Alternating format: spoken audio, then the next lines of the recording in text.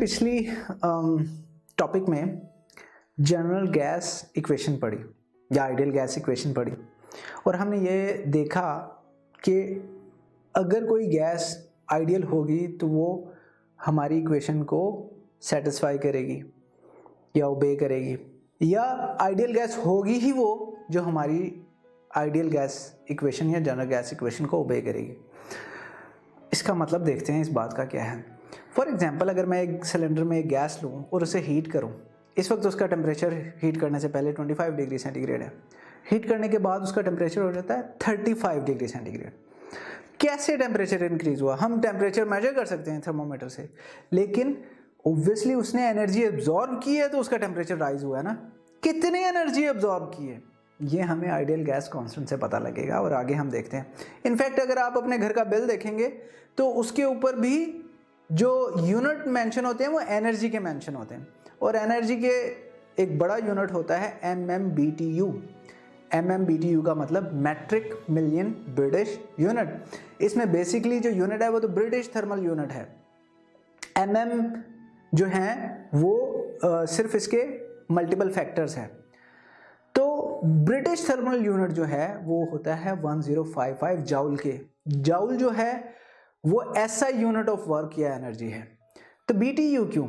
Again British rule था, जो उनका दिल आया वो करते आए। आज तक हम यही यूज़ कर रहे हैं। हम अपने बिल ठीक नहीं करते, हम अपनी चीज़ें ठीक नहीं करते, जो जैसे गोरे बना गए वैसे ही यूज़ करते हैं। तो खैर, British thermal unit is equal to 1055 joule, और हमने कहा ये SI यूनिट ऑफ वर्क है, यह एनर्जी है। फिजिक्स में आप पढ़ेंगे, अगर आपने ऑलरेडी नहीं पढ़ा, कि work is equal to F into D. F is force, D is जो है डिस्टेंस। तो F के क्या यूनिट होते हैं? SI, Newton. D के SI यूनिट क्या होते हैं? मीटर। तो वर्क के SI यूनिट क्या बने? Newton metre. तो 1 न्यूटन मीटर को हम 1 जाउल कहते हैं। अब हमारी जनरल गैस इक्वेशन में आपने देखा था कि वो थी PV is equal to nRT। उसमें F कहीं नहीं था। तो हम इसको ज़रा उस फॉर्म में देखते हैं। तो मुझे पता है pressure is equal to force over area होता है। हमने पूरा एक टॉपिक पढ़ा इस बारे में।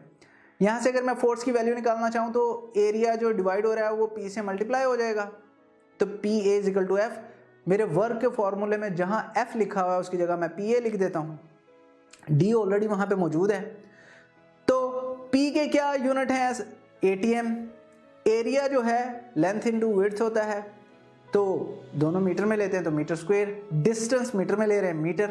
तो मेरे जो वर्क के यूनिट बने उसमें ATM और 3 M है, तो हम तीनों को मल्टीप्लाई करें तो वो आएगा क्यूबिक मीटर या metre cube. ATM cubic metre is a unit of energy, क्योंकि वो W के यूनिट है, और W क्या है? हमारा वर्क या एनर्जी।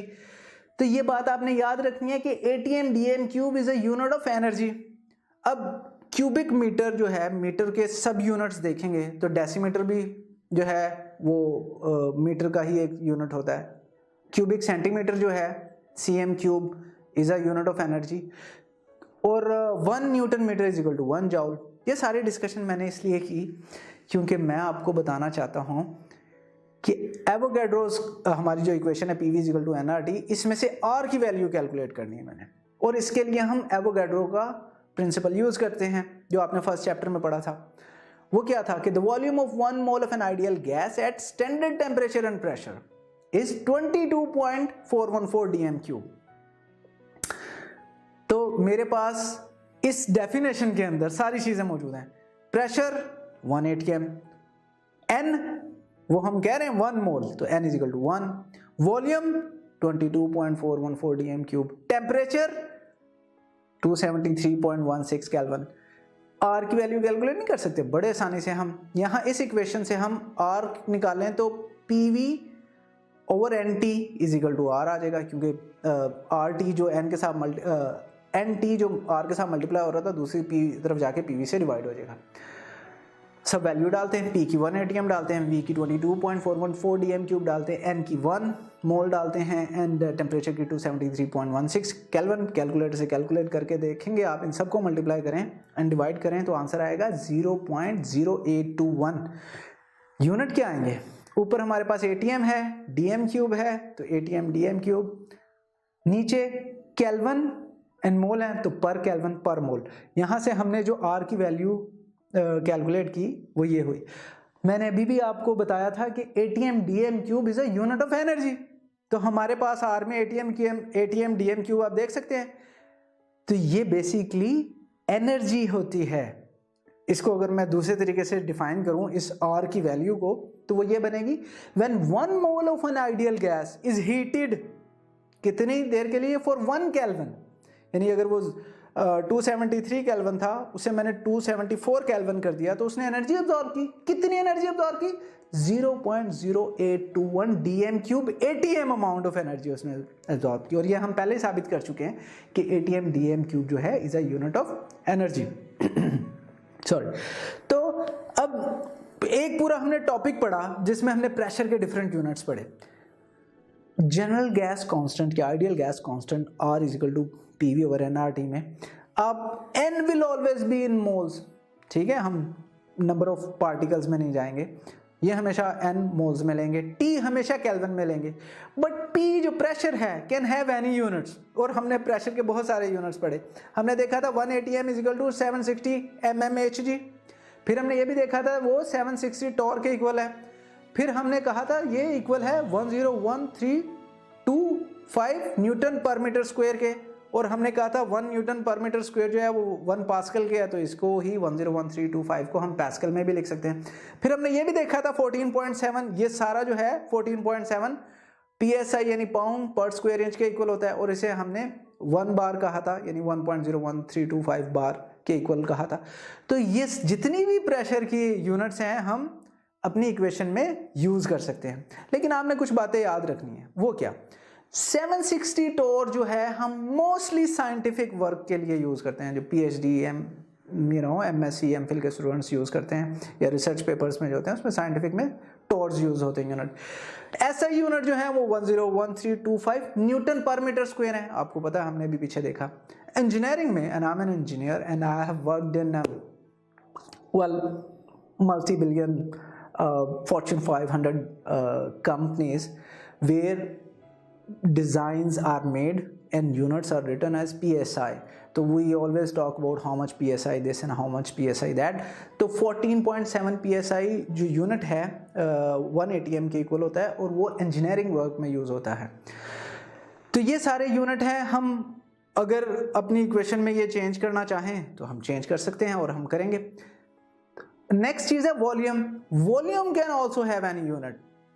तो अगर हम यूनिट ऑफ प्रेशर की बात करें, हमारे पास देख लिया हमने यूनिट ऑफ प्रेशर। अगर वॉल्यूम की बात करें तो हमारे पास वॉल्यूम में लीटर भी है, ml भी है, dm क्यूब भी है, cm क्यूब भी है। cm क्यूब बेसिकली अगर आप कोल्ड ड्रिंक पीते हैं उस पर लिखा होता है 250 ml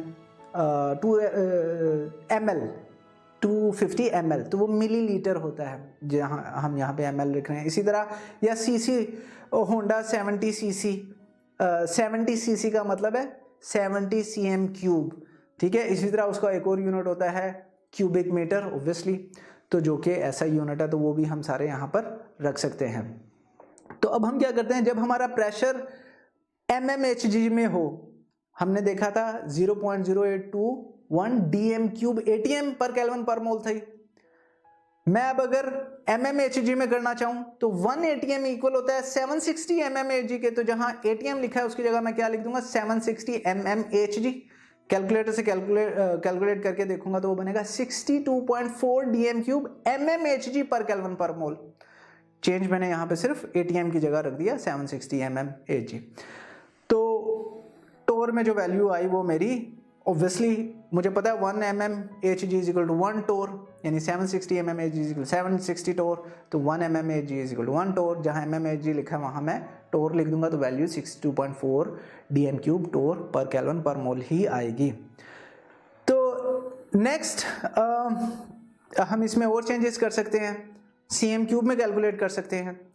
हमने देखा dm क्यूब है, तो एक dm क्यूब में 1000 cm क्यूब होते हैं, तो अगर मैं 1000 dm क्यूब की जगह 1000 cm क्यूब रख दूंगा तो वो 62.4 को 1000 से मल्टीप्लाई करेंगे और हमारे पास cm क्यूब में r की वैल्यू आ जाएगी।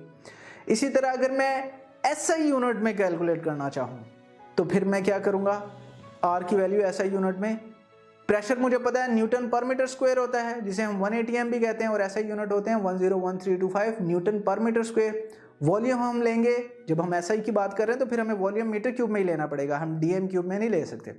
तो वॉल्यूम हमारे पास आ जाएगा 22.414 डीएम क्यूब था, इसे मैं कन्वर्ट करना चाहता हूँ क्यूबिक मीटर में, तो मुझे 1000 से डिवाइड करना पड़ेगा इसे।